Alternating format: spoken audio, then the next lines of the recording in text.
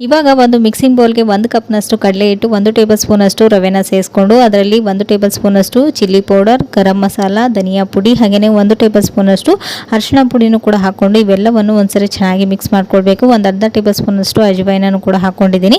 ನಂತರ ಇದಕ್ಕೆ ಒಂದು ಸ್ವಲ್ಪ ನೀರು ಸೇರಿಸ್ಕೊಂಡು ಗಂಟುಗಳಿಲ್ಲ ಥರ ಮಿಕ್ಸ್ ಮಾಡಿಕೊಂಡು ಇದನ್ನು ಪಕ್ಕಕ್ಕೆ ಇಟ್ಕೊಳ್ಳಿ. ಇವಾಗ ಇದರಲ್ಲಿ ನಾನು ಒಂದು ಆಲೂಗಡ್ಡೆನ ಸೇರಿಸ್ಕೊಳ್ತಾ ಇದ್ದೀನಿ. ಹಾಗೆಯೇ ಇದನ್ನು ನೀರಿನಲ್ಲಿ ಈ ರೀತಿ ತುರಿದು ಇಟ್ಕೊಳ್ಬೇಕು. ಔಟ್ಸೈಡ್ ಇಟ್ಬಿಟ್ರೆ ಇದು ಬೇಗನೆ ಕಪ್ಪಾಗ್ಬಿಡುತ್ತೆ. ಸೊ ಹಾಗಾಗಿ ಇವಾಗ ಇದಕ್ಕೆ ಒಗ್ಗರಣೆನ ರೆಡಿ ಮಾಡ್ಕೊಳ್ತಾ ಇದ್ದೀನಿ. ಈ ರೆಸಿಪಿ ಫುಲ್ ಡೀಟೇಲ್ಸ್ ವಿಡಿಯೋನ ನಾನು ಆಲ್ರೆಡಿ ಕೆಳಗಡೆ ಲಿಂಕಲ್ಲಿ ಕೊಟ್ಟಿದ್ದೀನಿ, ಮತ್ತು ಇನ್ಸ್ಟಾದಲ್ಲಿ ಪ್ರೊಫೈಲಲ್ಲಿ ಕೂಡ ಹಾಕಿದ್ದೀನಿ. ನಿಮ್ಗೆ ಯಾರಿಗಾದ್ರೂ ಇಂಟ್ರೆಸ್ಟ್ ಇದ್ದರೆ ಹೋಗಿ ಚೆಕ್ ಮಾಡ್ಕೊಳ್ಬೋದು. ಸೊ ಇವಾಗ ನೋಡ್ತಾ ಇದ್ರೆ ಈ ಹಿಟ್ಟು ಚೆನ್ನಾಗಿ ಗಟ್ಟಿಯಾದ ನಂತರ ಚೆನ್ನಾಗಿ ನಾದ್ಕೊಂಡು ಇದರಲ್ಲಿ ಸ್ವಲ್ಪ ವೆಜಿಟೇಬಲ್ಸ್ 1 ಟೇಬಲ್ ಸ್ಪೂನ್ ಅಷ್ಟು ಅಕ್ಕಿ ಹಿಟ್ಟನ್ನು ಹಾಕಿ ನೀಟಾಗಿ ಮಿಕ್ಸ್ ಮಾಡಿಕೊಂಡು ನಿಮ್ಗೆ ಯಾವ ಶೇಪ್ಗೆ ಬೇಕೋ ಆ ಶೇಪ್ಗೆ ಈ ಸ್ನ್ಯಾಕ್ಸನ್ನು ರೆಡಿ ಮಾಡಿಕೊಂಡು ಎರಡೂ ಕಡೆನೂ ಹೊಂಬಣ್ಣ ಬರೋವರೆಗೂ ನೀಟಾಗಿ ಫ್ರೈ ಮಾಡಿಕೊಂಡ್ರೆ ಬಿಸಿ ಬಿಸಿ ಆದಂಥ ಆಲೂ ರವೆ ಸ್ನ್ಯಾಕ್ಸ್ ತುಂಬಾ ಟೇಸ್ಟಿಯಾಗಿ ರೆಡಿ ಆಗುತ್ತೆ. ಒಂದ್ಸರಿ ಟ್ರೈ ಮಾಡಿ ನೋಡಿ. Thank you for watching. Bye.